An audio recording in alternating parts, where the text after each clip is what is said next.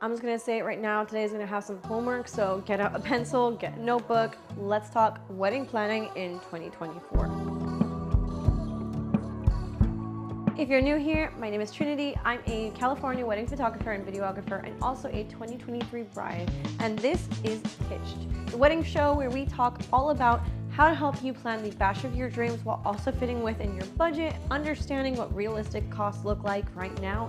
And as of today, we're talking about how to plan the perfect wedding in 2024. Now, just starting off with a couple of numbers. In my home state of California, especially if you're looking to get married in SoCal, depending on the location, the average cost of a wedding, according to the Knot, Forbes, and Zola.com, is between $30K to $50K. Now, I know what you're thinking, because I know what I was thinking when I got engaged. That's a heck of a lot. However, every single wedding does not have to fit within these general averages, and there are a couple of things that you can do to maintain low costs. Now, to help us along with all of this conversation about wedding planning in 2024 and beyond, I contacted one of my good friends, Rachel from Happily Ever Adventure Co. Rachel is also a wedding planner who had planned her non-traditional wedding in 2023 and works with a lot of couples who have very different and unique budgets. She's here to help give you guys the answers to the questions that you asked. Now, if you're not already subscribed to the newsletter, brides were able to submit their questions that Rachel answered. She's here to help make sure that you can plan a wedding that really just fits your vision. Her number one hot take is something that I personally subscribe to, and I think it's a great mindset for brides to have going forward. And that tip is to choose the top 3 things that are important to you in your wedding and to forget the rest. Or not quite. See, the thing with weddings is most of us tend to come into it completely blind. You just got engaged, you just have a ring, now you have to plan the whole freaking shindig and it's a lot and you're stressed and you don't know what to do. Most of us will end up booking some of the vendors that we do find important, but we'll do so haphazardly, leaving us with not a lot of budget for certain things when we go back to review our numbers. That's why one of the most important things is to have a realistic understanding of what your budget is. Make sure that you go over everything with your spouse-to-be and you discuss what you can and can't afford to spend on a certain vendor. Now, for us when we got married, my biggest concerns were photo and video.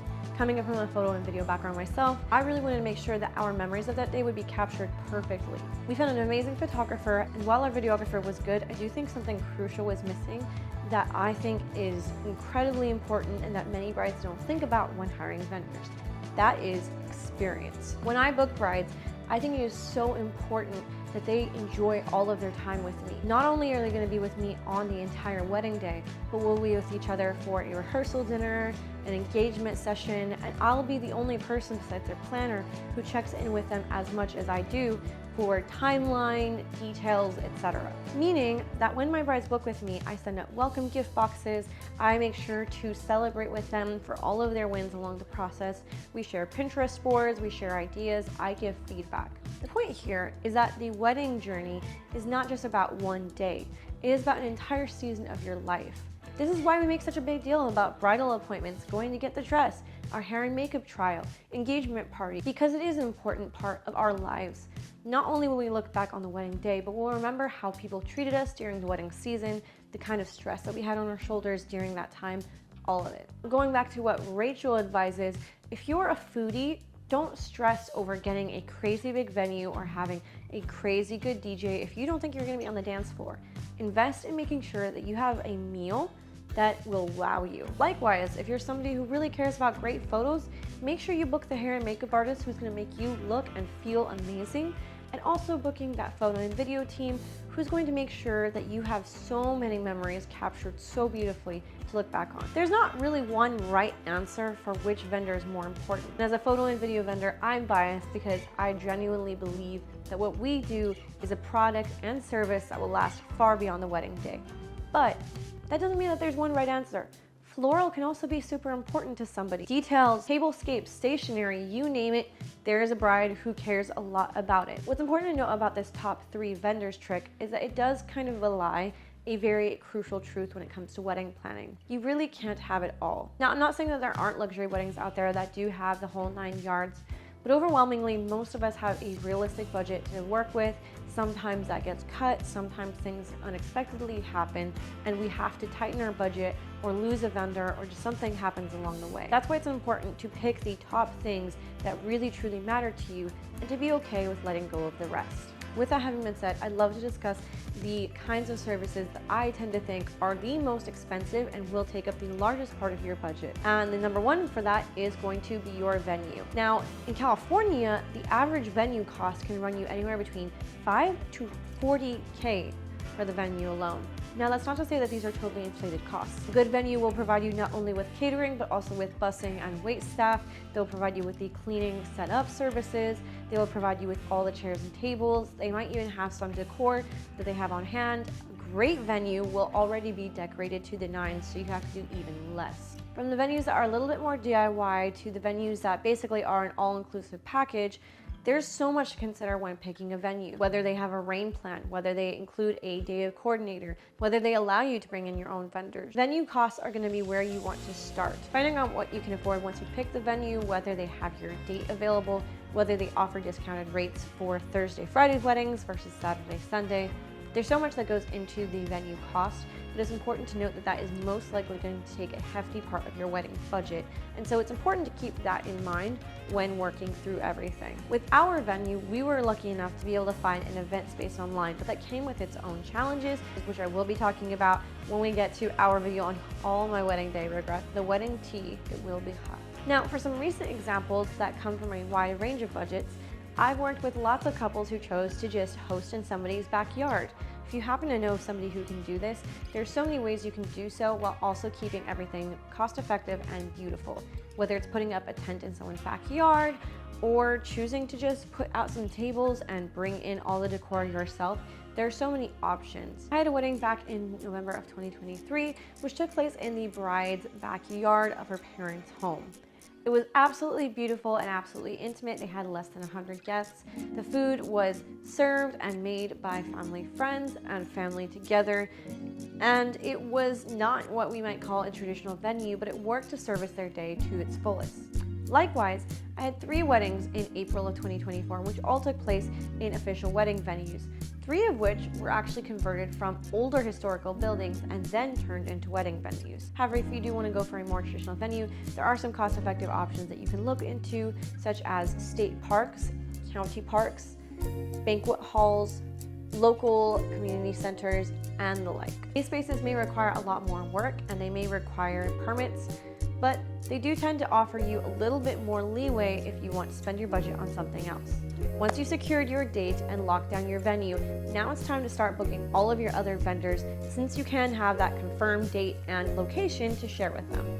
Now, a lot of brides may choose to go the DIY route and not hire a planner. I personally was going to go this route, but I realized very early on that a day of coordinator would be the least of what I would need in order to make sure that I didn't have to have any stress on the day of, and that my family would also be able to relax and sit back. Per Rachel again, we do want to discuss the difference between a planner and a day of coordinator so you can figure out what you're looking at as you make your plans, because a planner is going to be a lot more intensive and hands-on than a coordinator will be.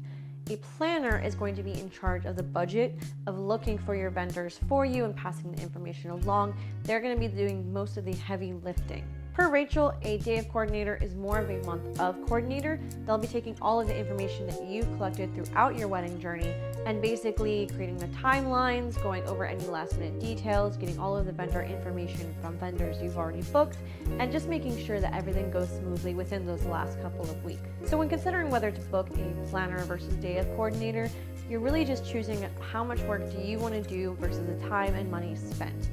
I think one of the biggest things that we could all stand to have a mindset of is weddings are a time versus money balance. For some of us, there are things that just aren't worth the time.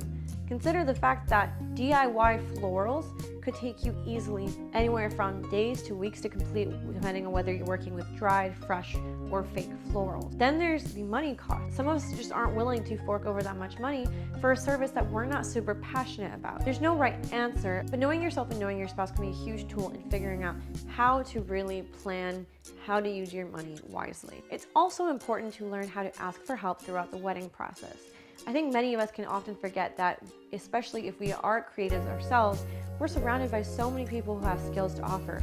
That can look like anything from enlisting your dad or your cousins or anybody in the family who is handy and asking them to help you with building the backdrop for your wedding altar. If you know somebody who does work with florals, asking them for tips on how to choose in-season blooms and how to wisely budget for that and what to spend your money on to make it go the furthest. Not every piece of advice that we receive during the wedding process is helpful, believe me, I know, but it is important to know that there are so many people who have not only come before us, but who may have the skills to help make your wedding process and your wedding day so much easier.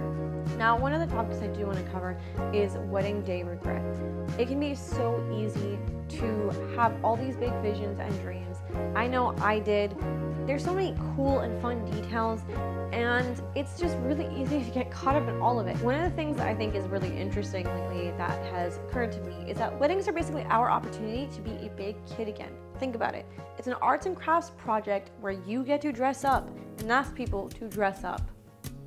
If you're a DIY, hands-on person, or just have a single creative bone in your body, there's so much that we can do for our weddings, and it's so easy to be tempted to fall down the rabbit hole of trying to plan a million different things. I do think it's super important to have a realistic understanding of certain things that just aren't going to have any value to guests or to yourself when you look back on it. For example, I know that there are so many details that we're all super excited for and we all love, and those are totally valid to have those desires to make so many cool details like wedding newspapers, customized wedding fans, customized wedding favors, etc. However, when it comes to certain things, I actually think that simplicity is the best answer. The guest experience often is, in the mind of guests, all about good food, a good dance floor, and comfortable seating. For guests who remember weddings as being bad, it often comes down to something as simple as the chairs were uncomfortable, it was hot, we were sitting in the sun, it was cold,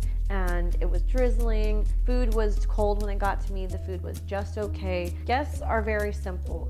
So when it comes to something like wedding favors or exclusive, unique wedding experiences, you often can afford to save money on these things and put it towards something that you really truly care about, like food, florals, photo, video, etc. Now, if you are somebody who would love to do wedding favors, I recommend bundling these. Now, if you are somebody who wants to do wedding favors, I recommend bundling these into your seating chart. If you are somebody who wants to do a seating chart, best guest favors are always going to be something that is edible, whether that's something like a shot, hot sauce, cookies, etc.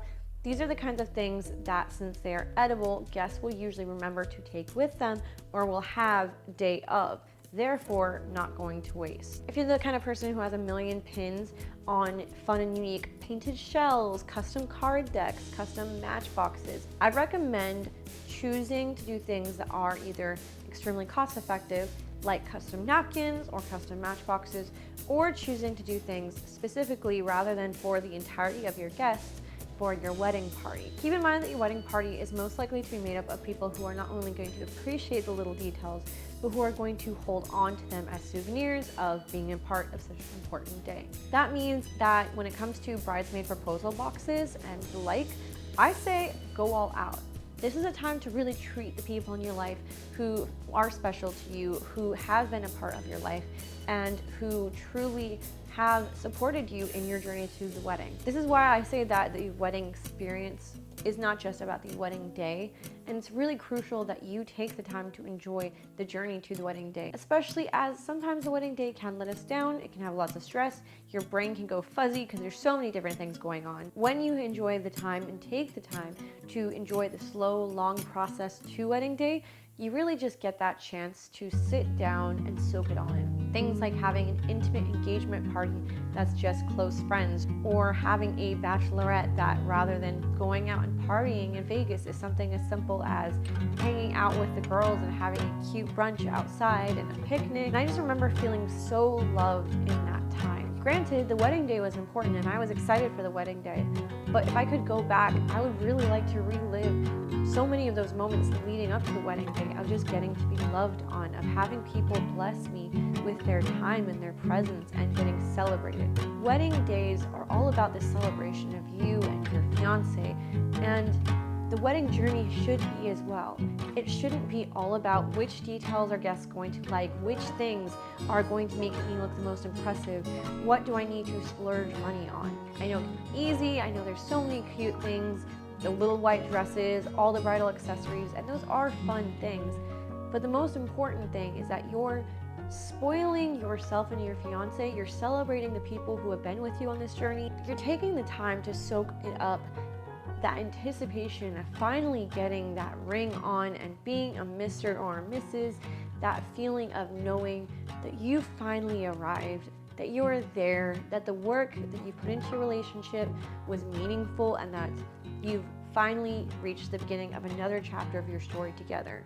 Wedding seasons are all about remembering the meaning of why you're even here in the first place. Your mindset when it comes to wedding day regret should be, will this take away from the wedding day experience?